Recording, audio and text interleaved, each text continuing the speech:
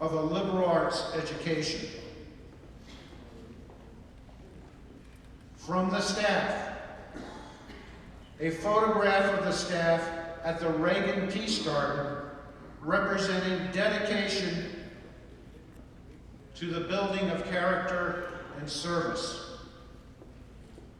From the alumni, a photo collage of Ronald Reagan as a dedicated alum representing the commitment and focus of learning to serve and to lead.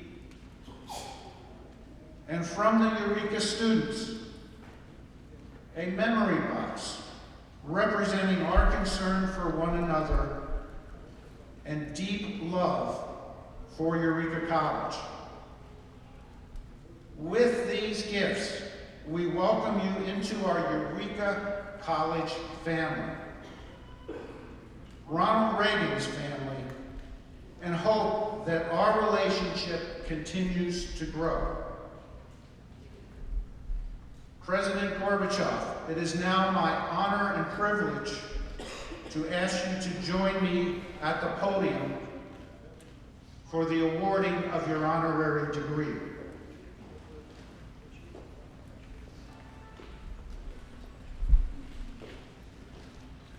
Our speaker this afternoon is truly one of the most significant world leaders of the 20th century, a leader whose wisdom about the 21st century is sought after by a new generation of leaders, including our own President Obama, who met with President Gorbachev a week ago to the day. A visionary leader who introduced the world to two new concepts. Glasnost, meaning openness and freedom, and perestroika, meaning restructuring. A lawyer, politician, husband, father, president, professor, and philanthropist, who Ronald Reagan proclaimed stood for what he believed.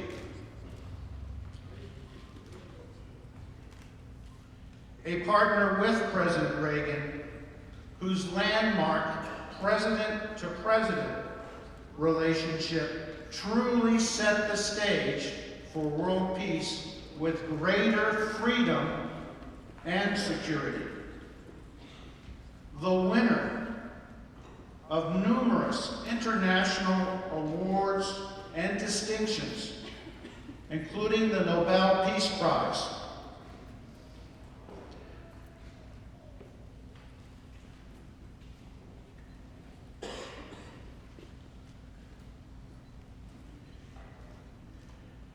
President Gorbachev, it is my privilege now, on behalf of the trustees and the faculty of Eureka College, and with the authority vested in me by the charter granted in 1855 by the legislature of the state of Illinois, to confer upon you the honorary degree of Doctor of Humane Letters, with all of the rights, privileges thereunto appertaining.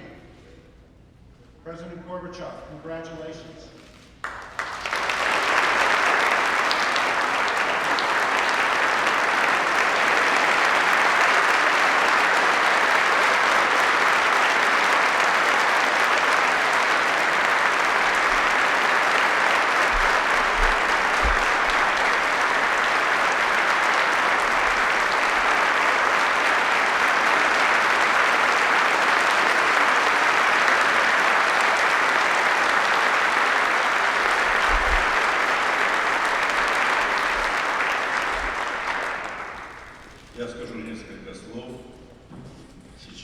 Let me say a few words here to you. At this moment of this celebration, I would like to thank you. I'd like to thank the college. The college that is associated with the name of my partner, President Reagan, with whom we had to work together in order to respond to the challenge of stopping the nuclear arms race, of saving the world for new generations, and their generations. I'm glad to be here. Your area reminds me of my birthplace. You have corn and soy. We grow wheat. We grow wheat where I come from. That's one difference, but the most important difference is that I understand you here have a lot of rain, and maybe too much rain in Stavropol, where I come from, and where I lived for 43 years. The main problem for the farmers is to look in the skies and ask for rain.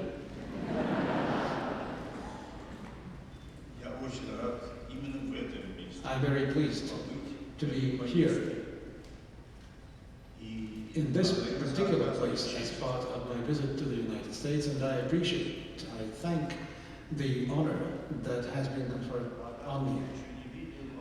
I've not yet actually seen the gifts, but I'm grateful also for the gifts.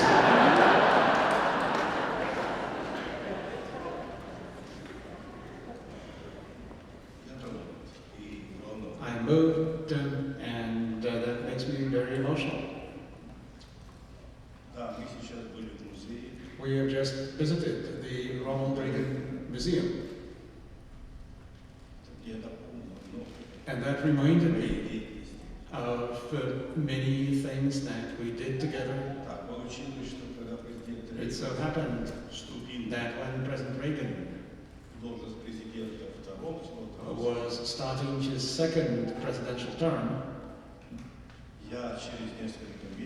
just a few months after his inauguration, on March 11, 1985, I was elected General Secretary of the CPSU Central Committee.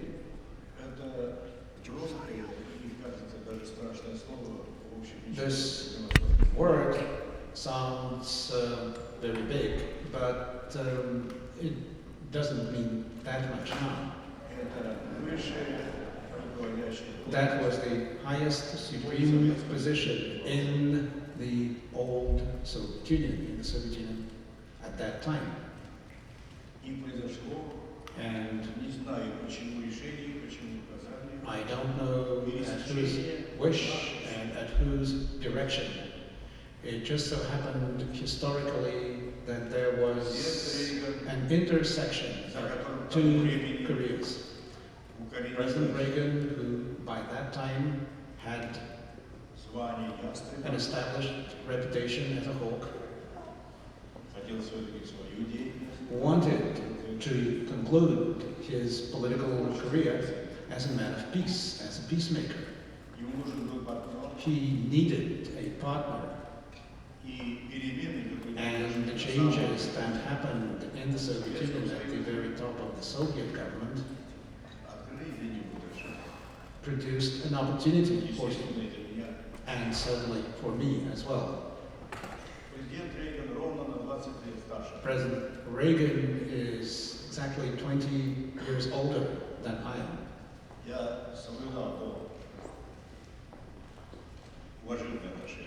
And I appreciated that and took a very respectful attitude toward him. But a president is a president.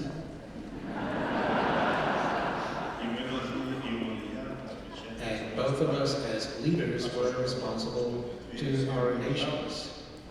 And given the fact that those were two superpowers, we were responsible to the world. We remained human beings. That's very important. That gave us a chance later to chart the road to the future. And as I've said, here, my very first meeting with the president, the beginning of that first meeting was not very promising. After my first private talk with President Reagan, when we returned to our delegations, my colleagues asked me what was my impression of President Reagan.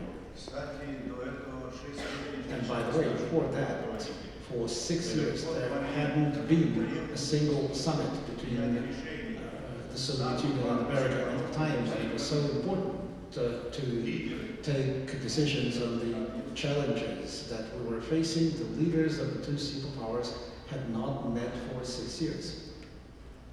And so when my colleagues were asked me what was my impression of Reagan, I said, he's a real dinosaur.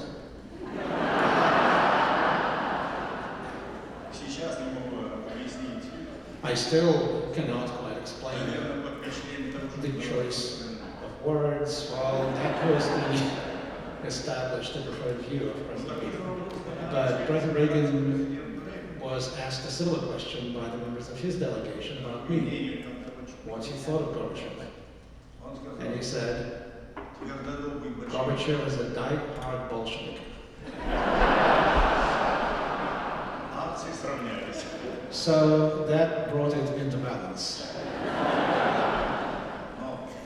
But 2 days after that first meeting, during which we had meetings, we got together, we took walks, we discussed things sitting at the fireside, there was an expectation that we would be able perhaps to open some doors, maybe only a window.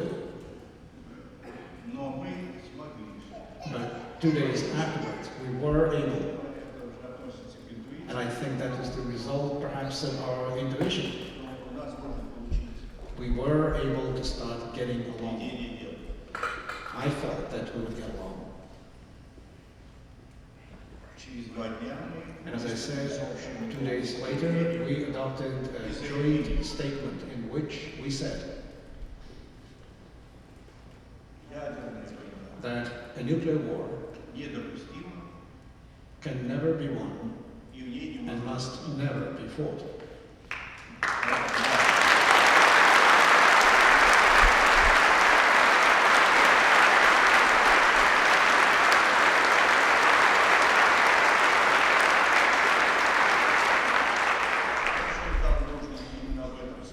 And I thought that it is important today, here, to mention it.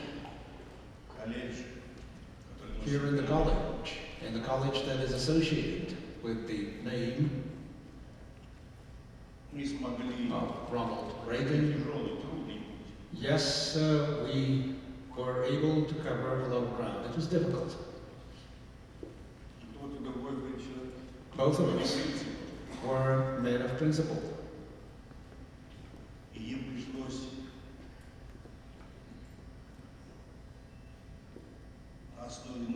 And based on the new vision, on the new appreciation of the realities that we were facing, on the analysis of the situation, on the danger that we, all of us, the entire planet, could one day become a victim of a nuclear war. Based on all of that, based on the understanding of what's most important for all of us, we were able to draw certain conclusions, to come to certain conclusions. I recently asked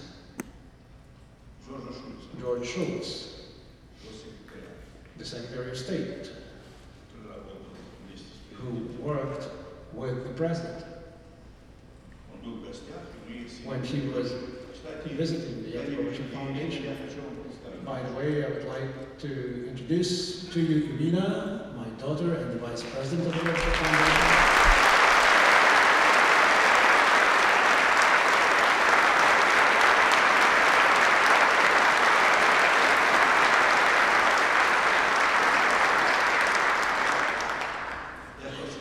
So I asked George Shultz during that visit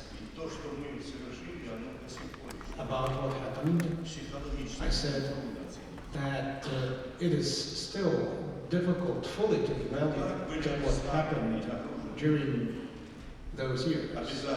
All of us were surrounded from all kinds of problems, all kinds of commitments, with a lot of suspicion and mistrust. To transcend all of that. It's incredible that we were able to do it. I'm still, I say, amazed, and perhaps more amazed now than before, that we were able to pull it off. And I asked George, was there any other American leader, other than Reagan, who could have done that, who could have reciprocated our initiative, who could have let us halfway? And after a moment's thought, Schultz answered, no. There was no other person at that time who could have done that. He was a man of conviction. He was a man of values, a person who had his own views, a person who was deeply religious. And there can be many things that can be said about Ronald Reagan. I was a very different person. But we were able. And by the way, he continued to be an actor.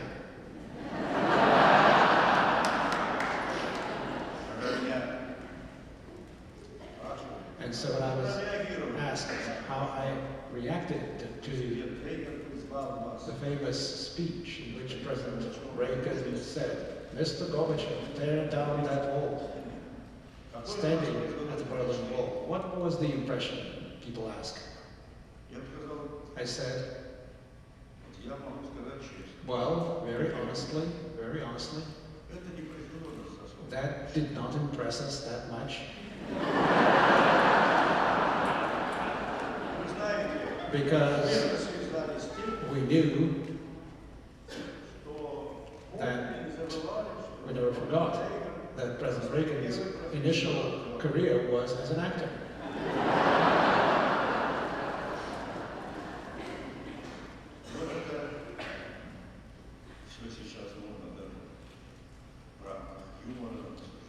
Of course, today we can joke, we can laugh,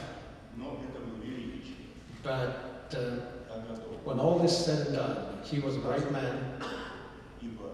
I am ready to say that because it was he alone who could do that as a leader, his country, as a person bearing tremendous responsibility for this nation of great diversity.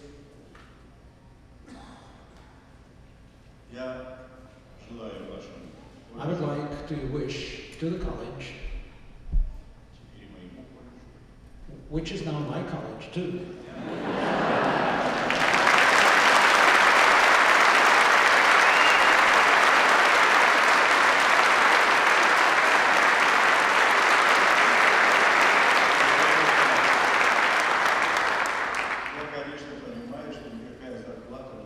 I understand that I'm not a salaried person here.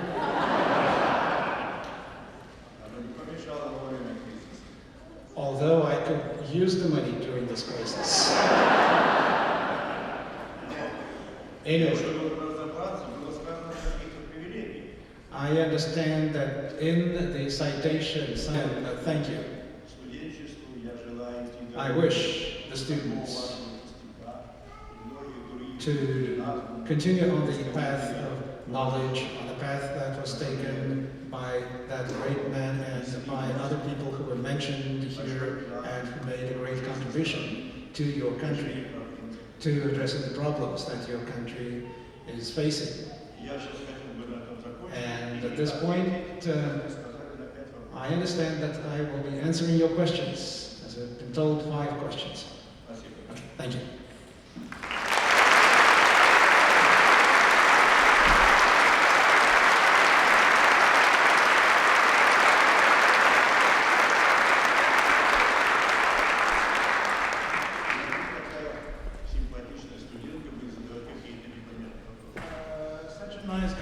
really asking tough questions.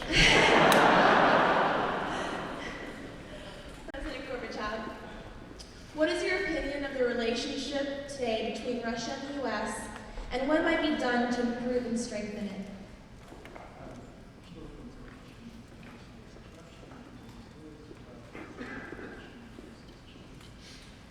Да, эта тема меня занимает с тех пор очень основательно, как я занял пост генерального секретаря президента. I've been thinking about relations with your country for many, many years, from the very moment that I became General Secretary and then President.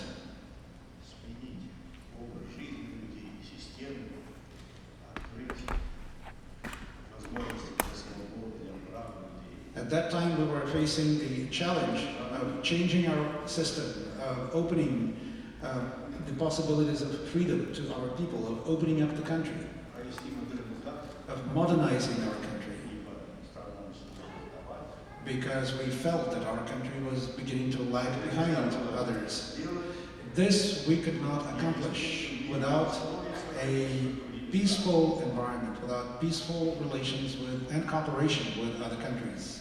это главный руководительный. And that was the main incentive for me to start perestroika. В середине 80-х годов In the mid-1980s, люди просто требовали. people were demanding change. В нескольких словах это было выражено. Так дальше жить нельзя. And the slogan at that time that many people repeated was, "We can no longer live like this." Вот это все нас заставило All of that перестройки. persuaded us that we need to start perestroika, that we need to start the process of change. And Предположить, что мы без налаживания отношений с this could not be accomplished without a peaceful relationship with the United States. We could not address our own tasks without когда приехал президент this kind of relationship. When Vice President Bush и Джордж Луис and George Shultz came to Moscow to attend the funeral of my predecessor, его предшественника, она была продолжительной беседой, we had a long conversation, откровенной. a very frank conversation. Уже тогда мы договорились, And что нам нужно we agreed that we need to intensify our dialogue, основательно обсудить все проблемы. that we need to address all the issues. Я тогда говорил, I said, против вас воевать. We certainly Применить don't ядерное want to go to war against you. We are not contemplating that, and even less so the use of nuclear weapons. And I said, I am sure that you are the same, that you have the same view.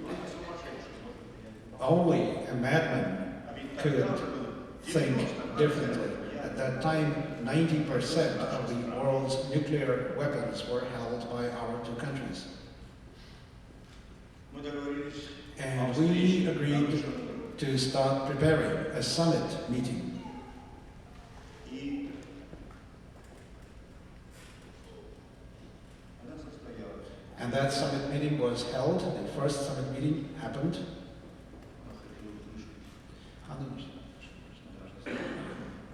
Вы хотели услышать о нынешних But of отношениях. course you wanted to hear more about the current relationship between our countries. I had to start by saying that we broke the ice and we created an atmosphere of trust. And even though it was difficult, it turned out that we can solve problems if we have trust, if we have the environment of mutual trust. Где-то к 1989-90 году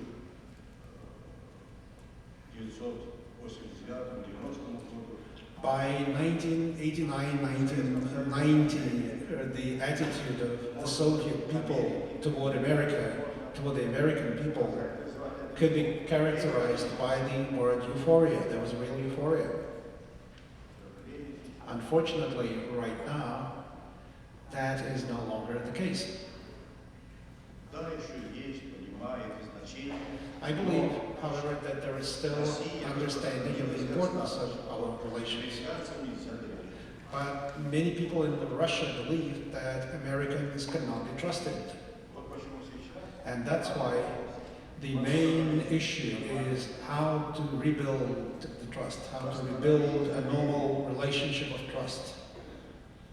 очень много проблем, которые мы должны решать. There are many problems that our two nations have to address together, particularly in the area of security, in fighting terrorism, Сотрудничество cooperation в сфере новых технологий. in new technologies, in outer space, И многое and many other areas of cooperation are possible. может быть, и она существует. This is a real opportunity. We can develop a very serious agenda.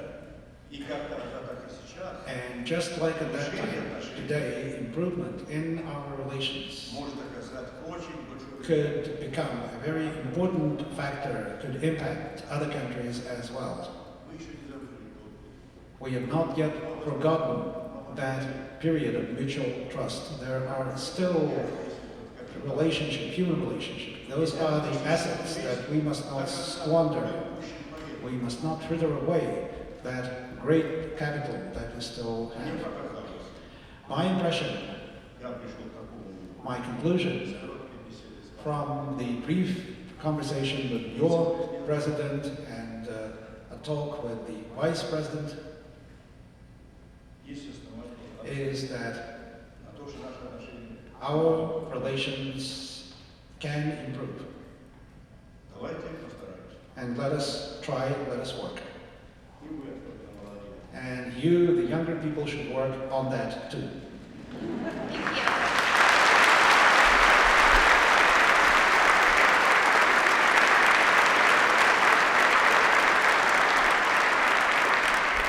Thank you. President Gorbachev, how did President Reagan change your view of the United States and Americans?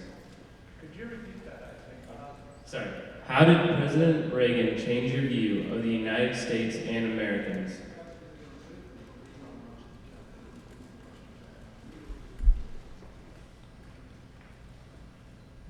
Я бы сказал так, что я увидел, I would say that I saw in President Reagan a partner. и когда мы сказали, что мы не хотим And when we said всякие игры заразительные, that we don't want to play games, команду Соединенных Штатов, gambits, that we don't want to deceive the United States. и это потом повторялось не раз, And when this was repeated many times and when this was reinforced by specific steps, президент Рейган начал меняться. first of all, President Reagan started to change, his view changed. Я думаю, как людьми мы остались на тех же ценностях, I think that both of us remained committed to our values. но как политики As political leaders, поняли, что мы we можем. both understood that we could cooperate. Одна из следующих встреч была I remember a meeting with President Reagan at which начал читать мемуары. President Reagan started to, what I felt, lecture me. Я его остановил And I had to stop him. и сказал, And I said, президент, вы не Mr. President, you're not a teacher, I'm not a student.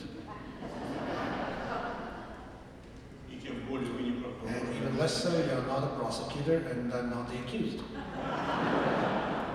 Если вы хотите I said, if you want работать вместе, to work together, прокладывать дорогу, to chart the road to the future, то я поэтому then на равноправном, I said, we can do it, but only if we work as equals, равноправном сотрудничестве. only if our cooperation is that of equals. Он смутился, сказал, да нет, вы меня неправильно. He said, well, you misunderstood me. А я был доволен, что я сказал. I was grateful that I had a chance to say what I had to say. Больше уже не повторю. And that kind of lecturing never repeated itself, never happened again. Давайте вы зовите And меня, then я вас Михаил. a few days later, he said, call me Ron and I'll call you Michael. Is that okay? Вот человеческая сторона, вот The сейчас human side was very important. и отношения People ask me often друг к другу, about они менялись, улучшались. that human side.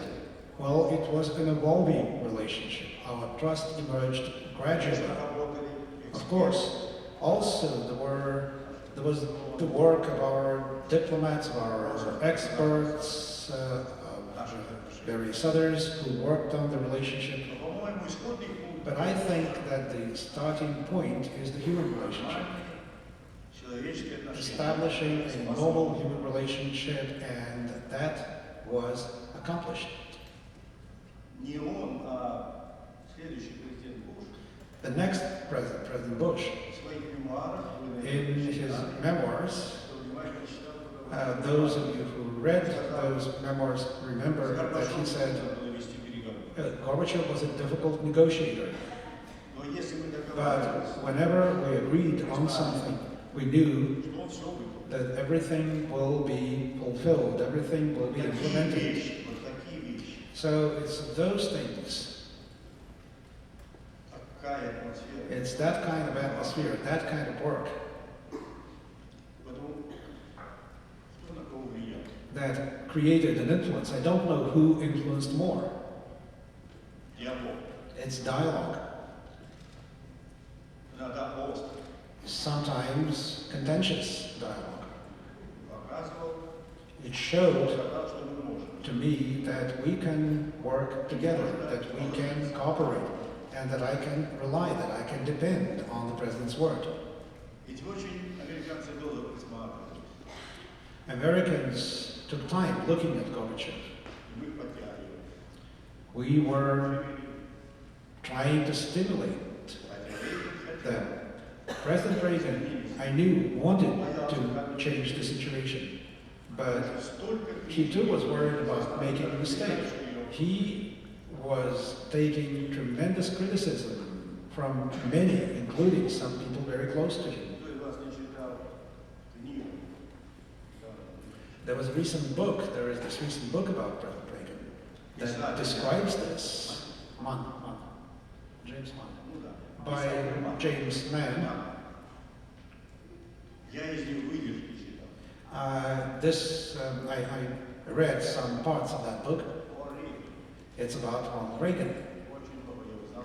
and I learned a great deal about what he was facing. Поэтому я думаю, мы... So I think that both of us learned, both of us understood with time that we can work together on the most important issue because there was trust between the two of us. Само общение, And our dialogue, our discussions, our work together gave us this chance to get along. Thank you.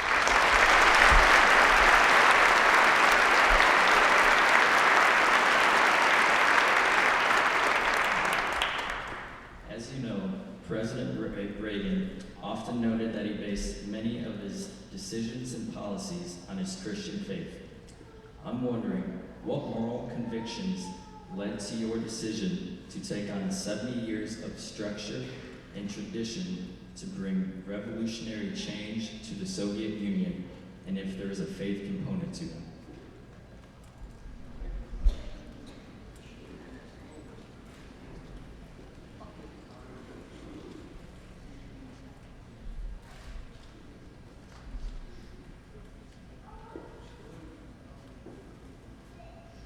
я уже сказал, какие побудители.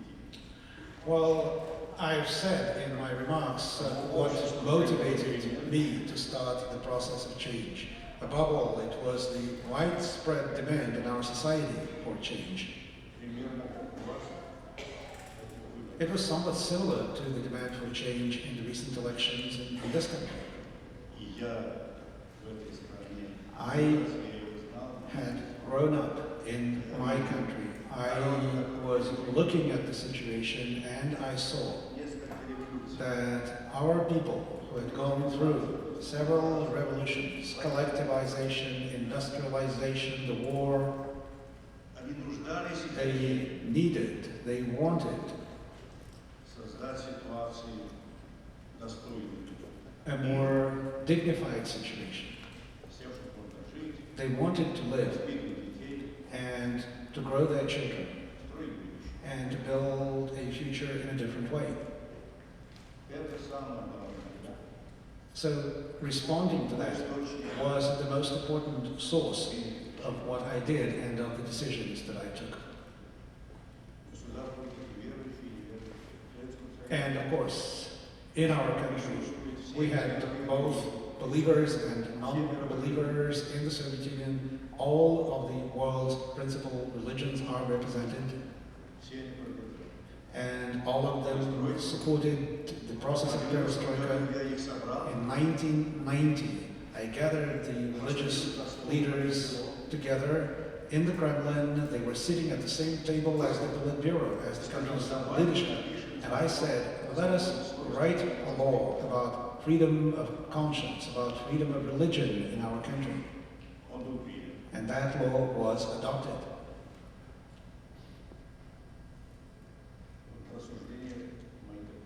So this is what I would say replying to your question.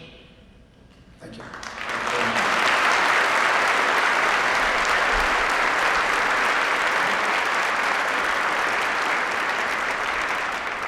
Hello, President Gorbachev.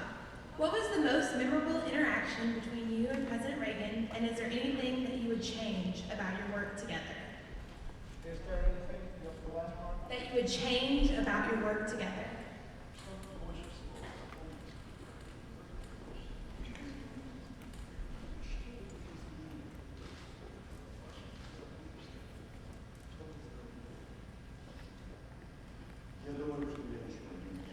I wouldn't be changing anything.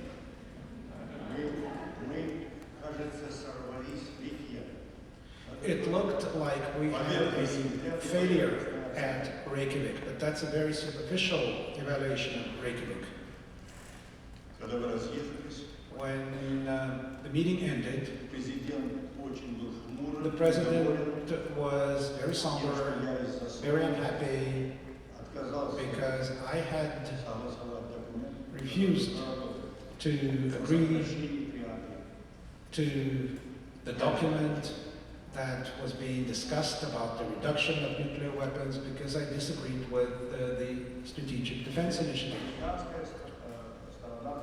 The American side, the US side, said to the press that the Reykjavik summit was a failure.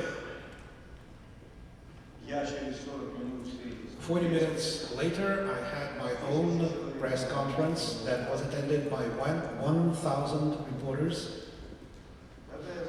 And when I entered the room and when I looked at their faces, I saw that all of them were shocked. It had seemed that we would be able to conclude our summit on a positive note with positive results.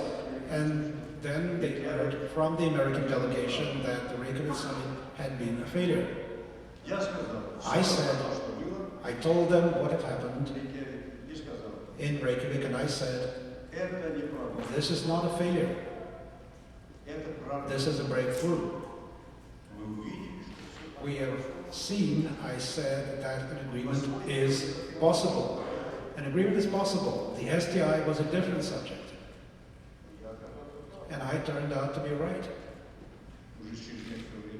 A few months later, we started the process of nuclear arms reduction. We destroyed INF missiles and continued that process. Thank you.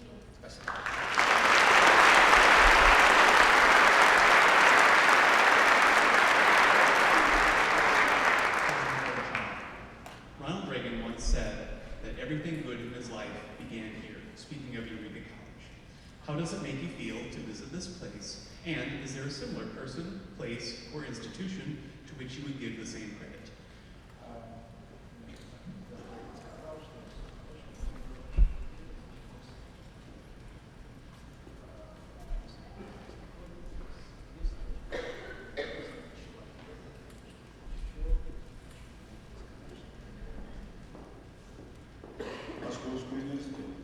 Moscow University is that place. My alma mater. Without the knowledge, the education that I received there, without a chance to spend time in Moscow, for a person from not the backwater, the heartland of Russia, who had not ever seen Moscow. When I was going to Moscow University, that was the first time in my life that I was taking the train. So the opportunity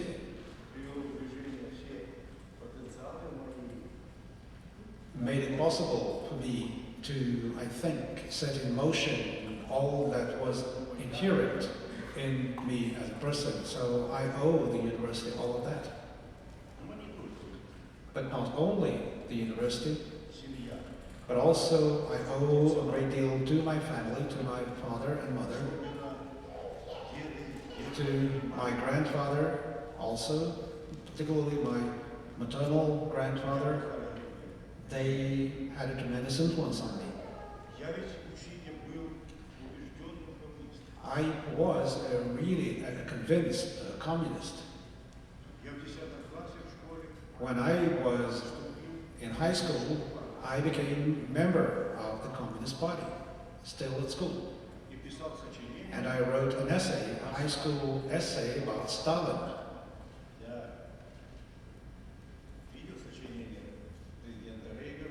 I saw today President Reagan's essay that he wrote here at this college.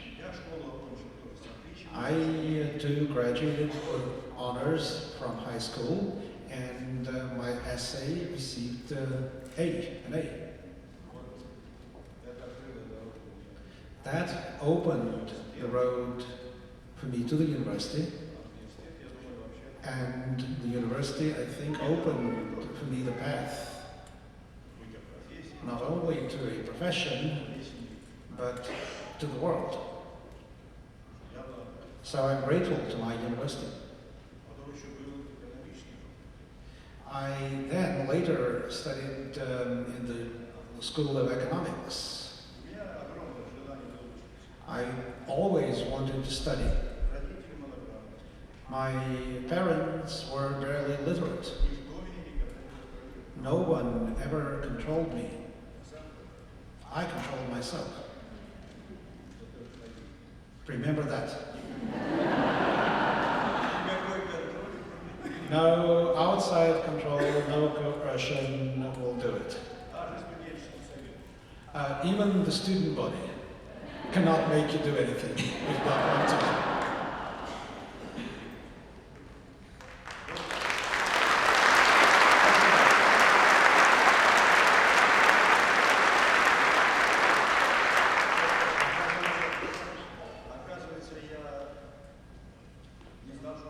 I was initially told it would be 5 questions. Would it be 7, or how is it? Can we have 2 more?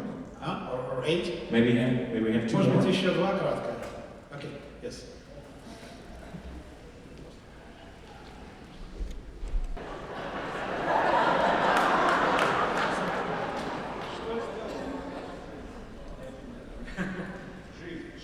Life.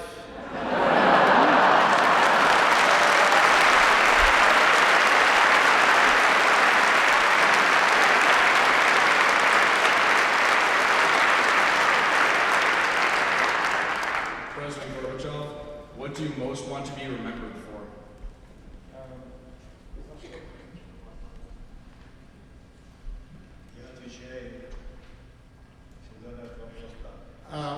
I reply to this question always the same way. History is a fickle lady.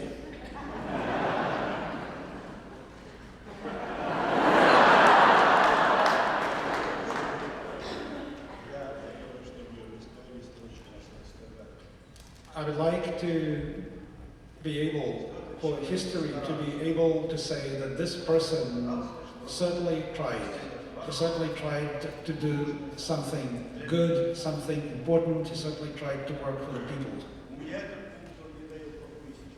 And this is something that indeed I still am trying to do.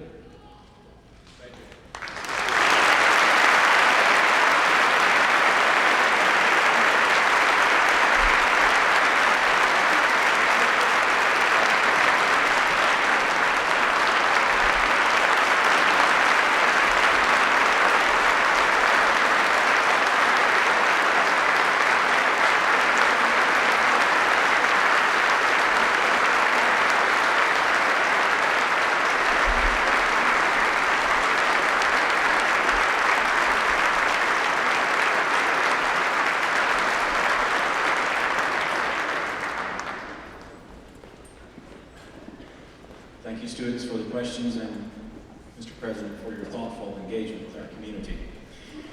Let us join the Eureka College Choir, Chorale, and Dr. Henry as they lead us in our alma mater. Please stand.